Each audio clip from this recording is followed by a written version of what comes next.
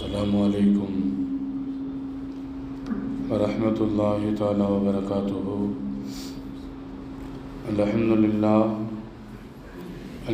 لله رب العالمين. نحمد الله العظيم نصلي ونسلم على رسوله الكريم أما بعد. قال الله سبحانه وتعالى في القرآن العظيم الفرقان المجيد: أعوذ بالله من الشيطان الرجيم بسم الله الرحمن الرحيم. شهر رمضان الذي أنزل فيه القرآن أو كما قال الله عز وجل صدق الله العلي العظيم. وقال رسول الله صلى الله عليه وسلم: القرآن حجة لك وعليك، وكما قال عليه الصلاة والتسليم. صدق نبي الله سيد البشر முஹம்மது ஸல்லல்லாஹு அலைஹி வஸல்லம். அல்லாஹுடைய ரசூலும் எந்தெந்த நல்ல காரியங்களை எடுத்து நடக்க சொன்னார்களோ அந்த நல்ல காரியங்களை எடுத்து நடக்கக்கூடிய தௌஃபீக்கையும், அல்லாஹுடைய ரசூலும் எந்தெந்த தீமையான காரியத்தை விட்டும் நம்மை தடுத்தார்களோ அந்த தீமையான காரியத்தை விட்டும் தவிர்ந்திருக்கிற தௌஃபீக்கையும் அல்லாஹு ஸல்லல்லாஹு தஆலா உலகத்திலே வாழுகிற எல்லா முஸ்லிம்களுக்கும் தர வேண்டும் என்ற துஆவோடு என் வார்த்தைகளை துவங்குகிறேன். அல்லாஹ்வுடைய பேரருளால் ரமதானுடைய முதல் பத்தை நிறைவு செய்துவிட்டு இரண்டாவது பத்திலே அமர்ந்திருக்கிறோம். ரமதானுடைய இரண்டாவது ஜும்மாவில் அமர்ந்திருக்கிறோம். எல்லாம் வல்ல இறைவன் இந்த ரமதானை எப்படி அடைகிற நசீவை நமக்கு தந்தானோ நம் வாழ்வில் பல ரமதான்களை அடைந்து அல்லாஹ்வுடைய பொருத்தத்தை அடையக்கூடிய நல்ல மக்களாக அல்லாஹ் நம்மை கபூல் செய்து கொள்வானாக. ஆமீன். இன்றைய ஜும்மாவினுடைய சிந்தனையாய் வழிகாட்டும் வான்மறை என்றதொரு தலைப்பின் கீழ் ஒரு சில வார்த்தைகளை உங்களோடு நாம் பகிர்ந்து கொள்ள ஆசைப்படுகிறோம்.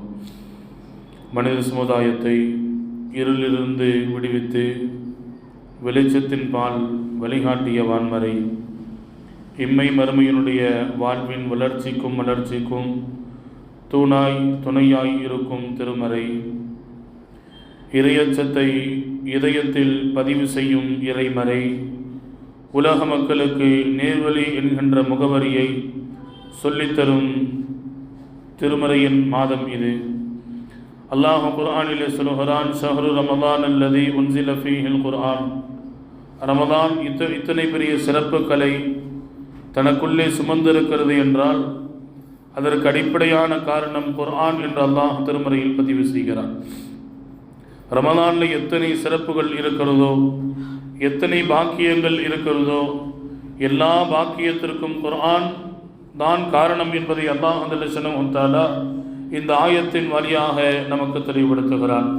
எனவேதான் ரமதான் அல் குர்ஆனின் மாதமாக இருக்கிறது என்பதோடு மட்டுமல்ல, நேர்வழி காட்டக்கூடிய திருமறை இறைவன் அல்லாஹ் ஸல்லல்லாஹு தஆலா நம் வாழ்வில் திருப்புமுனையாக இந்த குர்ஆனை பதிவு செய்திருக்கிறான். இந்த ரமதானில் அதை நாம் அறிய வேண்டும், புரிய வேண்டும்.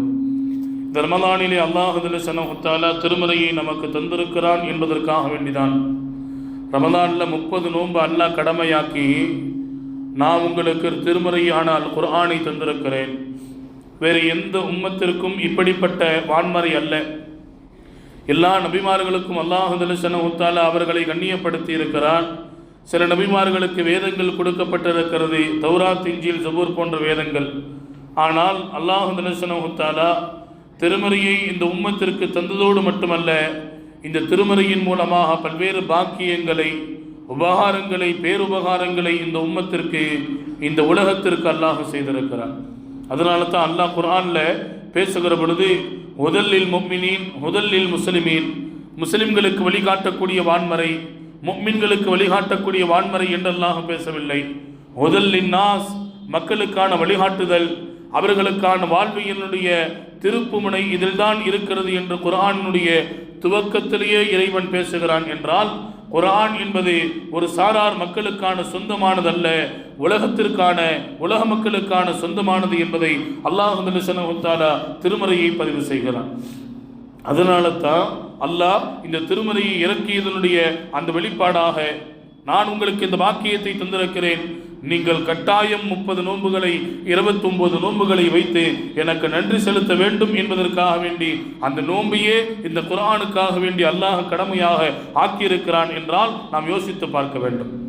தராவி குர்ஆனுக்காக, தஹஜ்ஜுடைய தொழுகை குர்ஆனுக்காக, லைலத்துல் கத்ரை நாம் கொண்டாடுகிறோமே அதுவும் குர்ஆனுக்காக, 30 நோன்புகளை வைத்துவிட்டு மாபெரும் ஒரு மகிழ்ச்சியோடு ஈதுல் ஃபித்ரை நாம் சந்திக்க இருக்கிறோம். ஈதுல் ஃபித்ரும் குர்ஆனுக்காக, குர்ஆனை மையமாக வைத்த எல்லா அமல்களும் இன்றைக்கு அரங்கேறி கொண்டிருக்கிறது, நடைபெற்று கொண்டிருக்கிறது. உலகத்தில் நீங்கள் எந்த அமலை எடுத்துக்கொண்டாலும் குர்ஆன் மையமாக இருக்கும். கலிமா எப்படி சொல்ல வேண்டும், கலிமாவினுடைய வாழ்வை எப்படி வாழ வேண்டும், குர்ஆன் அழகாக வழிகாட்டுகிறது. தொழுகை எப்படி தொழ வேண்டும், எப்பொழுதெல்லாம் தொழ வேண்டும், குர்ஆன் அழகாக வழிகாட்டுகிறது. இஸ்லாத்தினுடைய 5 பெரும் கடமைகள் என்று சொல்லப்படுகிற 5 கடமைகள். அதோடு மட்டுமல்ல, வாழ்வியலில் அல்லாஹ் ஜல்லல்லாஹு தஆலா எதையெல்லாம் மனித சமுதாயத்திற்கான அமல்களின் மூலமாக வளர்ச்சி என்று சொல்கிறானோ எல்லா அமல்களுக்குமான அடித்தளமாக அல் குர்ஆன் இருக்கிறது என்றால், கண்ணியத்திற்குரியவர்களே, நாம் புரிந்து கொள்ள வேண்டும், எல்லா அமல்களுக்கான மையப்பகுதியாக அல் குர்ஆனை அல்லாஹ் வைத்திருக்கிறார். ஏன் ஸல்லல்லாஹு அலைஹி வஸல்லம் அவர்களுக்கு மறுமையில ஷஃபாஅத் அல்லாஹ் தருவான். ஷஃபாஅத் என்று சொன்னால் பரிந்துரை. இந்த உம்மத்திற்காக வேண்டி பரிந்துரை செய்யக்கூடிய நசீபை அல்லாஹ் முஹம்மது ரசூலுல்லாஹி ஸல்லல்லாஹு அலைஹி வஸல்லம் அவர்களுக்கு தர இருக்கிறார். எப்பொழுது? கியாமத்தினுடைய நாளில். அப்போ அந்த ஷஃபாஅத்து செய்யணும்னா எல்லா மனிதர்களைப் போல வரிசையில் நின்று ஷஃபாஅத்து செய்யக்கூடிய அந்த அப்படிப்பட்ட அடிப்படை அல்ல. ஸல்லல்லாஹு அலைஹி வஸல்லம் அவர்களுக்கு ஒரு மேடை ஒன்றை அல்லாஹ் அமைப்பார். அந்த மேடையில் அமர்ந்து துஆ செய்வார்கள், சஜிதாவிலே இருந்து துஆ செய்வார்கள். இது நம்ம துவாவில் பாங்கு சொன்னதுக்கு பின்னாடி துவா ஓதுறோம் இல்லை, அல்லாஹும்ம ரப்ப ஹாதிஹி தஅவத்தி தாமா என்ற துவாவை ஓதுகிறோமே, அதில் ஸல்லல்லாஹு அலைஹி வஸல்லம் அவர்களுக்காக வேண்டி வசீலத்த வல் ஃபதீலத்த வ தரஜத்த ரஃபீஆ மகாமம் மஹமூதா என்ற வார்த்தையை நாம் அந்த துவாவிலே பதிவு செய்கிறோம். எதற்காக வேண்டி பதிவு செய்கிறோம்? ரப்பே, நாளை மறுமையிலே ஸல்லல்லாஹு அலைஹி வஸல்லம் அவர்களுக்கு ஷஃபாஅத்துடைய மேடையை நீ தர இருக்கிறாயே, அந்த மேடையை நீ தர வேண்டும் என்று முஹம்மது ரசூலுல்லாஹ் துஆ செய்தார்கள் என்பதோடு மட்டுமல்ல, எனக்காக வேண்டி நீங்கள் ஒவ்வொரு பாங்கிற்கு பின்னாலும் துஆ செய்ய வேண்டும் என்ற அந்த கட்டளையை இந்த உம்மத்திற்கு பிறப்பித்திருக்கிறார்கள். அந்த ஷஃபாஅத்துடைய தகுதியை, அந்த முகாமம் மஹமூதா என்கின்ற அந்த மேடையை மாணவி எதனால் பெற்றார்கள் என்று குர்ஆனை நீங்கள் பிரட்டி பாருங்கள். 2 காரணத்தினால ஸல்லல்லாஹு அலைஹி வஸல்லம் அவர்களுக்கு அந்த பாக்கியத்தை அல்லாஹ் கொடுத்தான். முதல் பாக்கியம் என்ன தெரியுமா? தஹஜ்ஜத் என்கின்ற அந்த நஃபீல் தொழுகையினுடைய அடிப்படையில். 2வது, அந்த நஃபீல் தொழுகையில் குர்ஆனை பக்கம் பக்கமாக பாகம் பாகமாக மாணவி ஸல்லல்லாஹு அலைஹி வஸல்லம் அன்னவர்கள் ஓதினார்கள். அதனால் அல்லாஹ் ஜல்லல்லாஹு தஆலா அந்த பாக்கியத்தை அல்லாஹ் தந்தான் என்பது குர்ஆன் நமக்கு சொல்லித் தருகிற செய்தி என்பதை நாம் கவனத்தில் வைக்க வேண்டும். எல்லா அமல்களுக்கான ஆணிவேல் அல் குர்ஆன் என்பதை நாம் அறிய வேண்டும். கண்ணியத்திற்குரிய அல்லாஹ்வின் நல்லடியார்களே, அதோடு மட்டுமா அமல்களோடு குர்ஆன் முடிந்து விட்டதா? இல்லை. வாழ்வியல் எல்லா பிரச்சனைகளுக்குமான தீர்வு குர்ஆன் மிக அழகாக நமக்கு வழிகாட்டுகிறது. வாழ்க்கையில் 3 விஷயம்தாங்க பெரிய பிரச்சனை. ஒன்று திருமண வாழ்வு. திருமண சட்டத்தை மிக அழகாக, மிக நேர்த்தியாக, கீர்த்தியாக குர்ஆன் தெளிவுபடுத்துகிறது. குர்ஆன்ல திருமண சட்டத்தை எடுத்து படித்து பார்த்துட்டா போதும், வாழ்வில் எப்படி வாழ வேண்டும் என்கின்ற அழகிய வழிகாட்டுதல் திருமண சட்டத்தை குர்ஆன் பேசுகிறது. குர்ஆன் அதோடு நிறுத்திவிடவில்லை. வாரிசுரிமை சட்டம். இன்னங்க உங்க தம்பியோடு பேசுறது இல்லையா? ஆமா, ஒரு இஞ்சி 1 அடி எக்ஸ்ட்ரா அவன் எடுத்து வீடு கட்டிட்டான். இன்னும் உங்க குடும்பத்தில் ஒரு பிரச்சனையா? ஆமா, ஒரு 4 ஏக்கர் என்னை ஏமாத்திட்டாங்க, ஒரு 4 அடி என்னை ஏமாத்திட்டாங்க, ஒரு அடி என்னை ஏமாத்திட்டாங்க என்றெல்லாம் மக்கள் புலம்புவதை நாம் பார்க்கிறோம். இதற்கான அழகிய தீர்வு அல் குர்ஆனில் இருக்கிறது. வாரிசுரிமை சட்டத்தை, ஏன் வாழ்க்கை எங்களுக்கு பிடிக்கவில்லை என்று யார் யாரெல்லாம் நிறுத்ததியாக வந்து நிற்கிறார்களோ அவர்களுக்கான தலாக்கிற்கான குலாவிற்கான அழகிய சட்டங்களும் குர்ஆனிலே இருக்கிறது என்றால், அமல்கள் ரீதியாக குர்ஆன் பேசுகிறது, வாழ்வியல் ரீதியாக பேசுகிறது, வாழ்வின் எல்லா பிரச்சனைகளுக்குமான எல்லா தலங்களிலும் நின்று அல் குர்ஆன் பேசுகிறது என்றால், நம் வாழ்வில் நாம் வாழ்வதற்கான மையப்பகுதியாக குர்ஆனை அல்லாஹ் ஜல்லல்லாஹு தஆலா அமைத்து வைத்திருக்கிறான் என்பதை நாம் கவனத்தில் கொள்ள வேண்டும். கண்ணியத்திற்குரியவர்களே, குர்ஆன்ல எப்படி பார்த்தாலும் எப்படி எடுத்தாலும் நன்மைதான். நீங்கள் எந்த கோணத்தில் பார்த்தாலும் குர்ஆனை பார்ப்பது நன்மை, குர்ஆனை ஓதுவது நன்மை, குர்ஆனை மனனம் செய்வது நன்மை, குர்ஆனை விளங்குவது நன்மை, குர்ஆனை மற்றவர்களுக்கு விளக்குவது நன்மை, குர்ஆனை பற்றி பேசுவது நன்மை, குர்ஆனை பற்றி கேட்பது நன்மை, குர்ஆனை பாதுகாப்பது, குர்ஆனை மற்றவர்களிடத்தில் கொண்டு வருவது, குர்ஆனை எடுத்து மற்றவர்களுக்கு தருவது, குர்ஆனின் பிரகாரம் அமல் செய்வது, குர்ஆனை கற்றுக்கொள்வது, பிறருக்கு கற்றுக் கொடுப்பது என்று குர்ஆனுடைய அடிப்படையில் உலகத்தில் எந்தெந்த செயல்பாடுகள் எல்லாம் நிகழ்கிறதோ அல்லாஹ் அனைத்தையும் நன்மையாக மாற்றி இருக்கிறார்.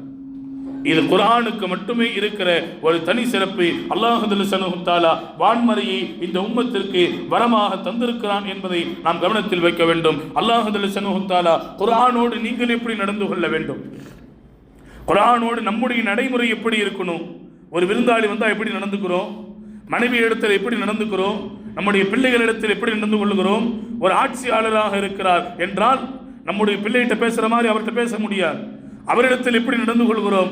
இப்படி உலகத்தில் பல்வேறு நடைமுறைகள் இருக்கிறது, பழக்க வழக்கங்கள் இருக்கிறது.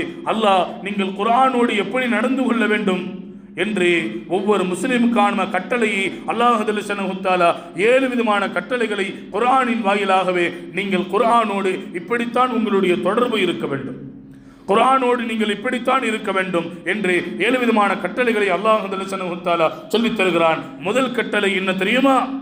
குர்ஆனை அல்லாஹ் ஜல்லல்லாஹு தஆலா இந்த உம்மத்திற்கு தந்திருக்கிறான்.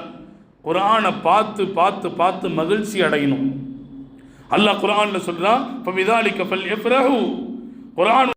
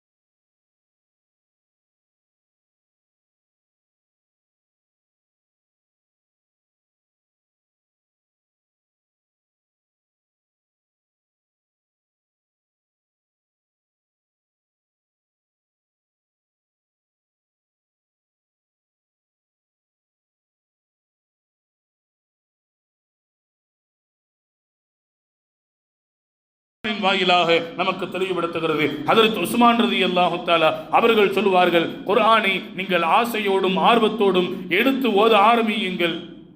அப்படி நீங்க செஞ்சீங்கன்னா குர்ஆன் உங்களின் வாழ்வில் மாபெரும் மாற்றத்தை ஏற்படுத்தும். என் வாழ்நாளில் உஸ்மான் ரலியல்லாஹு சொல்றாங்க, என் வாழ்நாளில் ஒரு நாள் கூட குர்ஆனை ஓதாமல் என் நாட்கள் கழிந்ததில்லை.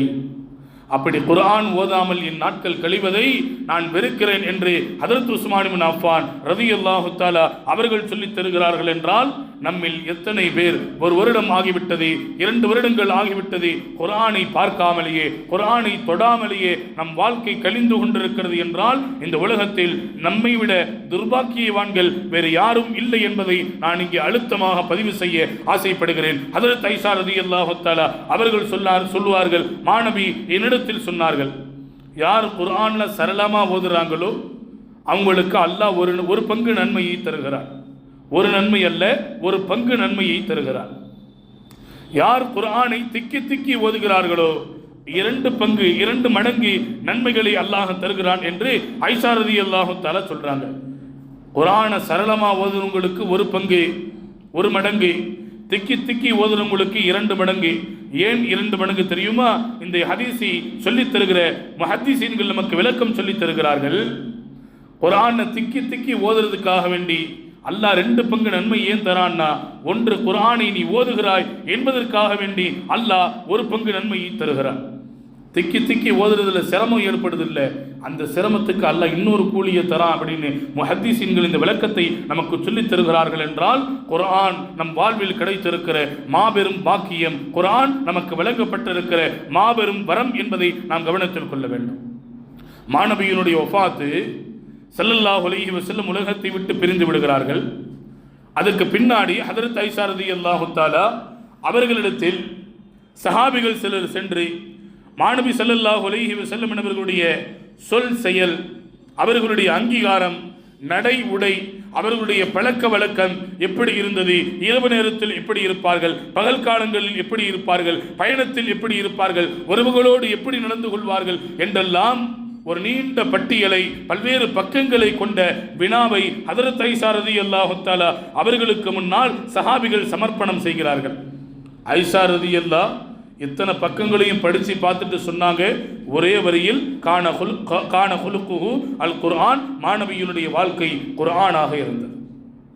அத்தனை பக்க கேள்விக்கான வினாவிற்கான விடை ஒரே வரியில் கிடைக்கிறது என்றால், குர்ஆனை நம் வாழ்வில் எடுத்துக்கொண்டால் அத்தனை வாழ்க்கைக்கான வளர்ச்சியும் மலர்ச்சியும் அதில் இருக்கிறது என்பதை மாணவி ஸல்லல்லாஹு அலைஹி வஸல்லம் நமக்கு சொல்லித் தருகிறார்கள். கண்ணியத்திற்குரிய அல்லாஹ்வின் அடியார்களே, குர்ஆன் சாதாரணமானதல்லுங்க. பல்வேறு மாற்றங்களை, பல்வேறு திருத்தங்களை இந்த உலகத்தில் குர்ஆன் செய்திருக்கிறது. மாபெரும் சாதனைகளை குர்ஆன் நடத்தி இருக்கிறது. உமர் ரலியல்லாஹு யாரு? வரலாற்றை நாம் படித்து இருக்கிறோம். உமர் ரலியல்லாஹு தஆலா மாணவியினுடைய தலையை எடுத்து வர வேண்டும் என்று வாளை எடுத்துக்கொண்டு வீட்டிலிருந்து வெளியே வந்தவர்கள். இன்றைக்கு உமர் ரலியல்லாஹுவினுடைய அந்தஸ்து என்ன? இஸ்லாத்தினுடைய 2வது கலீஃபா. அதோடு நிறுத்திவிட்டோமா? இஸ்லாத்தை பாதுகாப்பதற்கு முயற்சி செய்தவர்கள், முன்வரிசையில் நின்றவர்கள் ஹஜ்ரத் உமர் இப்னுல் கத்தாப் ரலியல்லாஹு தஆலா. நமக்கெல்லாம் தெரியும், ஸல்லல்லாஹு அலைஹி வஸல்லம் என்பவர்களுடைய ஹிஜ்ரி 6 ஹுதைபியாவினுடைய உடன்படிக்கை. ஸல்லல்லாஹு அலைஹி வஸல்லம் உம்ரா செய்வதற்கு தான் வந்திருக்கிறாங்க. நீண்ட பெரிய வரலாறு. ஹிஜ்ரி 6 உம்ரா செய்வதற்காக வேண்டி வருகிறார்கள். ஸல்லல்லாஹு அலைஹி வஸல்லம் என்பவர்கள் நிப்பாட்டப்பட்டு ஹுதைபியாவினுடைய இடத்துல உம்ரா செய்யறதுக்கு அனுமதி இல்லை, நீங்க வர்றதா இருந்தா முன்னாடி எங்கள்கிட்ட சொல்லியிருக்கணும். ஏன்னா பல போர்க்களத்திலே முஹம்மது ரசூலுல்லாஹி ஸல்லல்லாஹு அலைஹி வஸல்லம் அன்னவர்களையும் சஹாபிகளையும் சந்தித்து தோல்வியை அடைந்த காயம், அந்த ரணம் இன்னமும் மக்காவினுடைய மக்களுக்கு ஆறவில்லை. இப்ப வந்து மக்காவை பிடிச்சிட்டா என்ன பண்றது என்று சில உடன்படிக்கைகளை, நிபந்தனைகளை எழுதுகிறார்கள். இந்த வருடம் உம்ராவுக்காண்டி நீங்க வந்திருக்கீங்களே, இந்த வருடம் நாங்கள் அனுமதி தரமாட்டோம், அடுத்த வருஷம் அனுமதி தருவோம் என்று ஒரு 10 நிபந்தனைகளை கொண்ட ஒரு பக்கத்தை எழுதி, அந்த பக்கத்திலே மக்காவினுடைய குறைஷியினுடைய தலைவராக இருக்கிற அவரும் கையொப்பமிட வேண்டும், மாணவி ஸல்லல்லாஹு அலைஹி வஸல்லம் அவர்களும் கையொப்பமிட வேண்டும். அவர் கையெழுத்து போடுறதுக்காக வேண்டி முஹம்மது ரசூலுல்லாஹி ஸல்லல்லாஹு அலைஹி வஸல்லம் அவர்கள் அந்த பிரதியை எடுக்கிறார்கள். உமர் ரலியல்லாஹு கையை பிடிச்சி நிப்பாட்டுறாங்க. யார சொல்லலாம், ஏன் கையெழுத்து போடணும்? நம்ம உண்மையில இருக்கிறோம், ஈமான்ல இருக்கிறோம், ஹக்கில இருக்கிறோம், சத்தியத்தில் இருக்கிறோம், நாம் ஏன் கையெழுத்து போடணும்? யார சொல்லலாம், இப்படிப்பட்ட உமர் ரலியல்லாஹு மாறினார்கள் என்றால் எப்படி வந்தாங்க? வாளை எடுத்துக்கொண்டு மாணவியினுடைய தலையை எடுத்து வர வேண்டும் என்று வீட்டிலிருந்து வந்தவர்கள் இஸ்லாத்தின் பாதுகாவலராக உமர் ரலியல்லாஹு தஆலா மாறினார்கள் என்றால் அப்படிப்பட்ட மாற்றத்தை அந்த குர்ஆன் தான் ஏற்படுத்தியது. சூரத்து தாஹாவினுடைய 2வது 3வது ஆயத்து, தாஹா மா அன்ஸல்னா அலைக்கல் குர்ஆன லிதுஸ்கா இல்லா தذ்கிரத்தல் லிமன் யக்ஷா, நல்லவர்களுக்கு இதிலே நல்லுபதேசம் இருக்கிறது என்ற அந்த செய்தியை உமர் ரலியல்லாஹு தஆலா காதிலே கேட்கிறார்கள். உடனடியாக அந்த குர்ஆனின் சம்பந்தமான சிந்தனைகளை தனக்குள்ளே உள்வாங்கிக் கொண்டு ஹஜ்ரத் உமர் இப்னு அல்-கத்தாப் ரலியல்லாஹு தஆலா இஸ்லாத்தை ஏற்றுக்கொள்கிறார்கள் என்ற அந்த செய்தியை நாம் பார்க்கிறோம். பக்தாத் நாட்டை சார்ந்த பிரபல ரவுடி வழிப்பறி கொள்ளையராக இருந்த ஃபுதைல் இப்னு இயாத் ரஹ்மத்துல்லாஹி அலைஹி, இன்றைக்கு அவங்களுடைய அந்தஸ்து என்ன தெரியுமா? இறைநேசர்களின் வரிசையில் முக்கியமான இடம் என்று எத்தனை பேர்களுக்கு இருக்கிறதோ அந்த இடத்தில் இவரும் ஒருவர். ஃபுதைல் இப்னு இயாத் ரஹ்மத்துல்லாஹி அலைஹி மாபெரும் ஒரு மார்க்கத்தினுடைய மேதையாக மாறினார்கள் என்றால் அதற்கும் அடிப்படையாக அல் குர்ஆன் தான் அவர்களிடத்தில் இருந்திருக்கிறது. மீண்டும் மீண்டும் மீண்டும் குர்ஆனை ஓத வேண்டும். தினம் தினம் நம்முடைய வாழ்வை குர்ஆன் இல்லாமல் கழியக்கூடாது. அப்படி இருந்தால் அந்த குர்ஆன் நம்மிடத்திலும் மாற்றத்தை ஏற்படுத்தும். எத்தனை வயசுங்க? 70 வயசு ஆயிடுச்சு, 65 கடந்துட்டோம், பெருமையோடு பேசிக்கொள்கிறோம். இன்னைக்கு எனக்கு எந்த சுகரும் இல்லை, பிபி இல்லை, நம்மில் பலர் பரவலாக பேசுவதை நாம் பார்த்திருக்கிறோம். 70 வயதை கடந்திருக்கிறோம் என்ற பெருமை ஒரு பக்கத்தில் இருந்தாலும் 70 வயசு தாண்டியும் நமக்கு 4 சூறா தான் மனப்பாடமாக இருக்குது. குல் ஹுவல்லாஹு அஹத், குல் அஊது பிறப்பில் ஃபலக், இந்த 4 சூறாக்கள் மாத்திரம்தான் நமக்கு மனனமாக இருக்கிறது என்றால் அந்த குர்ஆன் மற்றவர்களின் வாழ்வில் மாபெரும் மாற்றத்தை ஏற்படுத்தியது. ஏன் நம் வாழ்வில் அந்த குர்ஆன் மாற்றத்தை ஏற்படுத்தவில்லை என்ற அந்த சிந்தனை அறவே நம்மிடத்தில் இல்லாமல் போகிவிட்டது. 70 வயதை கடந்தும் 80 வயதை கடந்தும் பல்வேறு தொழுகைகளை நாம் தொழுதிருக்கிறோம். 4 சூறாக்கள் மாத்திரம்தான் மனனம் இருக்கிறது என்றால் நாம் இஸ்லாத்தில் பயணிக்கிறோம் என்று சொல்வதே வெட்கமானது என்பதை நான் இந்த நேரத்தில் பதிவு செய்ய ஆசைப்படுகிறேன். கணியத்திற்குரிய அல்லாஹ்வின் அடியார்களே, அபூஜஹல் சொன்னான், யார் முஹம்மதிடத்தில் போய் அவருடைய கவிதைக்கு எதிர் கவிதை பாடி நீங்கள் வெற்றி அடைந்து வருகிறீர்களோ 2 ஒட்டகங்களை பரிசாக நான் தருகிறேன். உமையா முன்னாடி வந்தார், வந்து சொன்னாரே, நான் அவருடைய கவிதைக்கு எதிர் கவிதை பாடுவேன். உமையா ரலியல்லாஹு தஆலா பிற்காலத்தில் இஸ்லாத்தை ஏற்றுக்கொண்டார்கள். சாதாரணமான மனிதர் அல்ல, கவிதை நடையிலே பேசக்கூடியவர்கள், கவிதை நடையில் நடக்கக்கூடியவர்கள், அந்த அளவுக்கு கவிதையில் தேர்ச்சி பெற்றவர்களாக இருந்தார்கள். ஸல்லல்லாஹு அலைஹி வஸல்லம் அவர்களுக்கு முன்னால் உமையா ரலியல்லாஹு தஆலா வந்து சொன்னாங்க, ஏதோ சொல்லிக்கிட்டு இருக்கிறீங்களாமே, நீங்கள் யார்? நீங்கள் சொல்வது என்ன?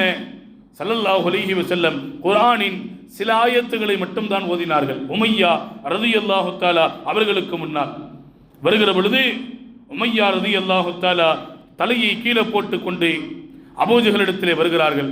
அபூஜஹல் சொன்னான், உமையா, முஹம்மது உனக்கும் சூனியம் வைத்து விட்டாரா என்று உமையா ரலியல்லாஹு தஆலா அவர்களை பார்த்து அபூஜஹல் கேட்டதாக இந்த வரலாற்றை நாம் படிக்கிறோம். நாம் சொல்ல வருகிற செய்தி, குர்ஆன் அப்படிப்பட்ட மாற்றங்களை அவர்களினுடைய வாழ்வில் ஏற்படுத்தி இருக்கிறது என்றால் நாமும் முஸ்லிம் தானே, நாமும் ஈமானில் தானே பயணிக்கிறோம், இஸ்லாத்தில் தானே பயணிக்கிறோம், ஈமானை தானே சுமந்திருக்கிறோம். நமக்கும் ரப்பு அல்லாஹ் தானே, நமக்கும் வேதம் குர்ஆன் தானே, நமக்கும் வழிகாட்டி முஹம்மது ரசூலுல்லாஹ் ஸல்லல்லாஹு அலைஹி வஸல்லம் அன்னவர்கள் தானே.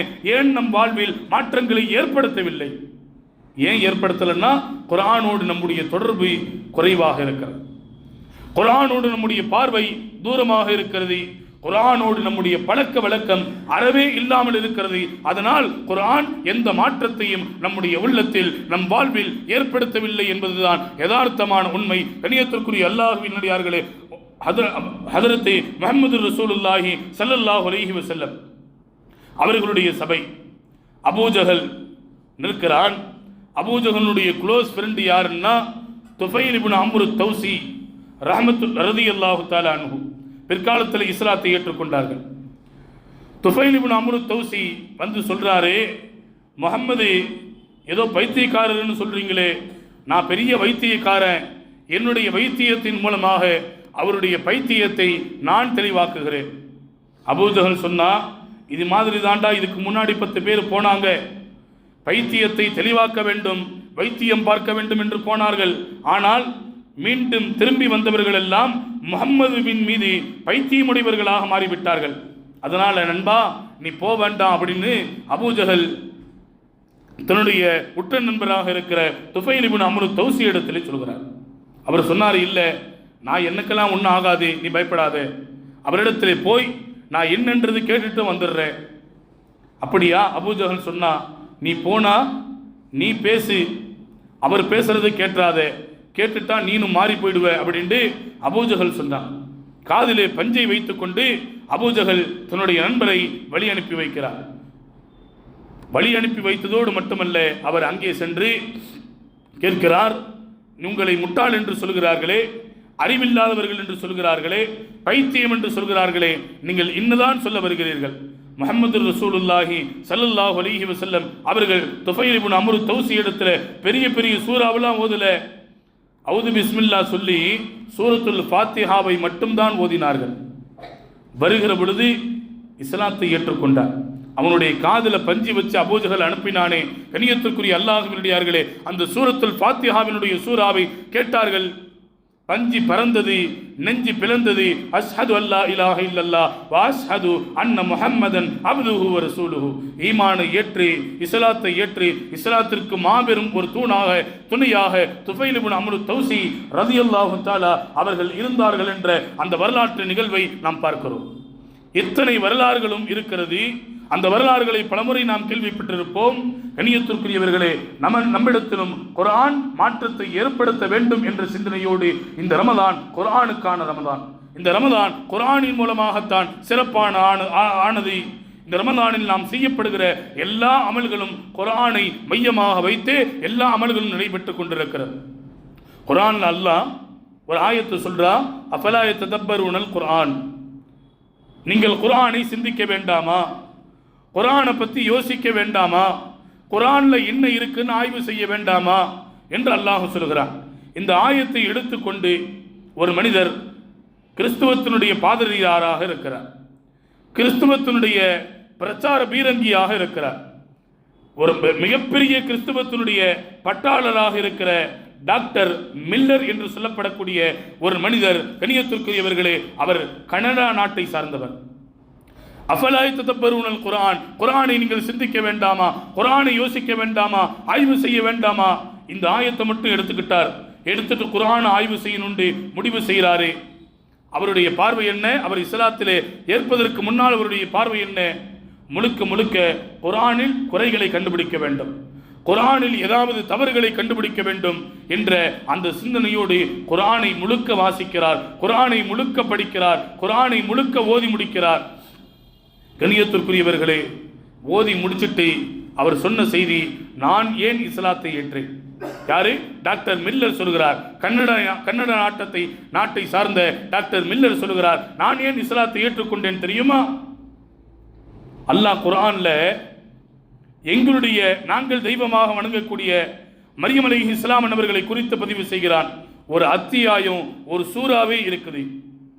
நாங்கள் கடவுளாக ஏற்றிருக்கிற ஈசா அலைஹிஸ்ஸலாம் அவர்களை குறித்து சற்று ஏறக்குரிய 25 இடங்களில் ஈசா அலைஹிஸ்ஸலாம் அவர்களுடைய அந்த பெயரை இறைவன் பதிவு செய்கிறான். இது இறைவனின் வேதம் தான் என்பதை நான் எப்படி அறிந்து கொண்டேன், புரிந்து கொண்டேன் தெரியுமா? முஹம்மது ரசூலுல்லாஹி ஸல்லல்லாஹு அலைஹி வஸல்லம் அவங்களுடைய குடும்பத்தில் இருக்கிற அவங்களுடைய மனைவிமார்களுடைய பெயர் கதீஜா ரலியல்லாஹ், ஐஷா ரலியல்லாஹ் போன்ற எந்த மனைவியினுடைய பெயரும் குர்ஆன்ல ஒரு அத்தியாயம் அல்ல, ஒரு ஆயத்து கூட இல்லை. அதோடு மட்டுமல்ல, அவர்களுடைய பிள்ளைகளுடைய பெயர் கூட குர்ஆனிலே இல்லை. ஏன்? குர்ஆன் யாருக்காக வேண்டி இறக்கப்பட்டது? முஹம்மது ரசூலுல்லாஹ் ஸல்லல்லாஹு அலைஹி வஸல்லம் அவர்களுக்காக வேண்டியும் அவர்களின் உம்மத்திற்காக வேண்டியும்.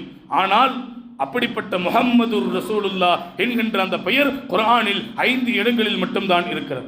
அப்பொழுது நான் அறிந்து கொண்டேன், இது மனிதர்களால் உருவாக்கப்பட்ட விஷயம் அல்ல, படைத்த இறைவனால் உருவாக்கப்பட்ட வேதம் என்பதை அறிந்து கொண்டேன். நான் இஸ்லாத்திற்கு வருவதற்கு இதுதான் காரணம். நான் குறையோடு அதை பார்க்க வேண்டும் என்று திறந்தேன். ஆனால் குர்ஆனை மூடுகிற பொழுது அந்த குறை என்னை கரை சேர்த்தது என்று, அந்த குறையின் பார்வை என்னை கரை சேர்த்தது என்று டாக்டர் மில்லர் சொல்கிறார். என்றால் காபிர்களுக்கு, ஈமான் இல்லாதவர்களுக்கு, மற்றவர்களுக்கு, மாட்டார்களுக்கு குர்ஆன் மாபெரும் ஒரு புரட்சியை, மாபெரும் ஒரு மாற்றத்தை, மாபெரும் வாழ்க்கையின் மலர்ச்சியை ஏற்படுத்தி இருக்கிறது என்றால் ஏன் நம் வாழ்வில் குர்ஆன் இப்படிப்பட்ட மாற்றங்களை ஏற்படுத்தவில்லை என்ற அந்த சிந்தனை தினம் தினம் தினம் நம் உள்ளத்தை தட்டி பார்க்க வேண்டும். கண்ணியத்திற்குரிய அல்லாஹ்வின் நல்லடியார்களே, குர்ஆனுடைய மாதத்தில் அமர்ந்திருக்கிறோம். குர்ஆனால் சிறப்பு பெற்றிருக்கிற இந்த மாதத்தினுடைய எல்லா அமல்களும் குர்ஆனை மையமாக வைத்தே அல்லாஹ் அமைத்திருக்கிறான். அப்படிப்பட்ட குர்ஆனை நம் வாழ்வில் ஓத பழகிக் கொள்ள வேண்டும், ஓத முயற்சி செய்ய வேண்டும், மனனம் செய்ய வேண்டும், விளங்க வேண்டும், மற்றவர்களுக்கு விளக்க வேண்டும். குர்ஆனின் பிரகாரம் நம் வாழ்வில் அமல் செய்ய வேண்டும். குர்ஆனின் மூலமாகத்தான் இம்மை மறுமையினுடைய வளர்ச்சியும் வெற்றியும் அல்லாஹ் ஜல்லல்லாஹு தஆலா வைத்திருக்கிறான் என்பதை நம்முடைய சிந்தனையில் ஏற்று குர்ஆனின் பிரகாரம் வாழ்ந்து சிறக்க வல்லோனுல்லா வாய்ப்புகள் நல்க வேண்டும் என்று இறைவனிடத்தில் பிரார்த்தித்து என் வார்த்தைகளை நிறைவு செய்கிறேன். வாஹிர் தஅவாஹும் அனில் ஹம்துலில்லாஹி ரப்பில் ஆலமீன்.